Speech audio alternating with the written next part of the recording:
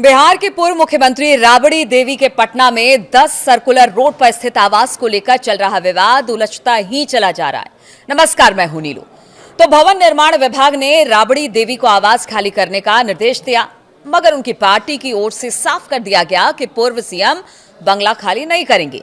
अब इसे लेकर विवाद गहराता चला जा रहा है। आखिरकार राबड़ी देवी आवास क्यों नहीं खाली कर रही हैं? क्या वजह है कि वो उसी में रहना चाहती हैं? इनकी पार्टी के जितने नेता हैं, कार्यकर्ता, सब यही कह रहे हैं कि राबड़ी देवी को ये आवास खाली नहीं करना चाहिए।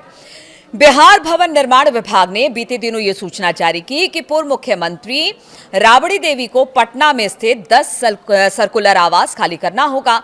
अब उन्हें 39 हार्डिंग रोड पर नया बंगला दे दिया गया है, जिसे स्थायी रूप से नेता विपक्ष के लिए अलॉट कर दिया गया है। इसके बाद भी राबड़ी और उनका परिवार पुराना बंगला छोड़ने को तैयार नहीं। आरजेडी ने साफ साफ शब्दों में कह दिया कि लालू परिवार 10 सर्कुलर रोड वाला बंगला नहीं छोड़ेगी। इस फैसले पर अब तीखी प्रतिक्रिया देते हुए राजद के प्रदेश प्रवक्ता शक्ति यादव ने कहा कि भवन निर्माण मंत्री विजय कुमार सिन्हा जी समझदार इंसान हैं, लेकिन ये फैसला साफ बता रहा है कि एक अड़े मार्ग यानी कि मुख्यमंत्री आवास पर बीजेपी का दबाव बहुत ज्यादा बढ़ गया है। यानी देखिए कि किस तरह के फैसले, नीतीश कुमार भी पीछे मुख्यमंत्री रहे, लेकिन कभी भी जो लालू जहां पर सरकारी आवास में रह रहे थे या राबड़ी जी वहां पर रह रही थी, उनको हटाने का कभी प्रयास नहीं किया गया। लेकिन अब ऐसा क्या हो गया कि राबड़ी को वो आवास खाली करना पड़ेगा। अब इसके लिए यही कह रहे हैं जो आरजेडी के नेता हैं कि बीजेपी का दबाव बढ़ गया है और फैसले अब बीजेपी के ही चल रहे हैं। दरअसल भवन निर्माण विभाग का प्रभार जेडीयू के वरिष्ठ नेता और उप मुख्यमंत्री विजय कुमार सिन्हा के पास है। आरजेडी से सियासी बदले की कार्रवाई बता रही है। वहीं सरकार का कहना है कि ये महज नियमित आवंटन की प्रक्रिया का एक हिस्सा है। आपको बता दें, ये बंगला लंबे समय से राजद का कैंप ऑफिस भी रहा है। इसकी लोकेशन बेहद अहम है क्योंकि ये मुख्यमंत्री निवास यानी कि एक अड़े मार्ग और राजभवन के ठीक बगल में स्थित है। राबड़ी देवी को जो नया बंगला 39 हार्डिंग रोड में अलॉट हुआ, वो पुराने बंगले की तुलना में छोटा भी है, क्योंकि जो नया बंगला है वो काफी छोटा है। उसकी तस्वीरें भी हम आपको दिखा चुके हैं पहले।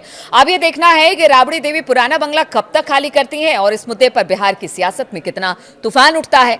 राबड़ी देवी के नाम पर आवंटित आवास के अलावा लालू के बेटे तेज प्रताप यादव को भी अपना सरकारी आवास खाली करना है। हसनपुर के विधायक होने के नाते 26 स्टैंड रोड आवास पर उनको आवास मिला हुआ था, रोड पर उनको आवास मिला था, लेकिन इस चुनाव में उन्हें महुआ विधानसभा सीट से हार का सामना करना पड़ा। तो अब तेज प्रताप को भी अपना सरकारी आवास छोड़ना होगा। ऐसे में अब सियासत ये कह रही है कि देखिए, जेडीयू और बीजेपी का वर्चस्व ज्यादा है और यही वजह है कि आज लालू और राबड़ी को अपना पुराना बंगला छोड़ना होगा, लेकिन आरजेडी इसके लिए तैयार नहीं है। नीतीश ने देखिए बहुत सारे अभी आगे आने वाले समय में बहुत सारे समीकरण बनते भी दिखाई दे रहे हैं। नीतीश कुमार पर भारी है बीजेपी, नीतीश कुमार चेहरा है, बीजेपी राज कर रही है बिहार पर।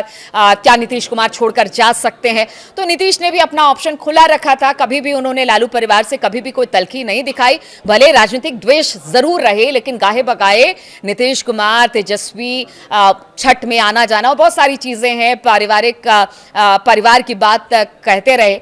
इसीलिए शायद अब तक जो 20 सालों से राबड़ी देवी या लालू प्रसाद यादव वहां पर रहते आए, उनको कभी भी उस घर से निकाला नहीं गया। लेकिन आप कह रहे हैं कि बीजेपी नहीं चाहती कि आरजेडी किसी तरह से भी उस बंगले में रहे, इसलिए एक सरकारी एक नया आवास आवंटित कर दिया गया है राबड़ी देवी के लिए। अब देखना होगा कि राबड़ी देवी कब तक आवास खाली करती है या इसको लेकर अभी और बवाल मचता है।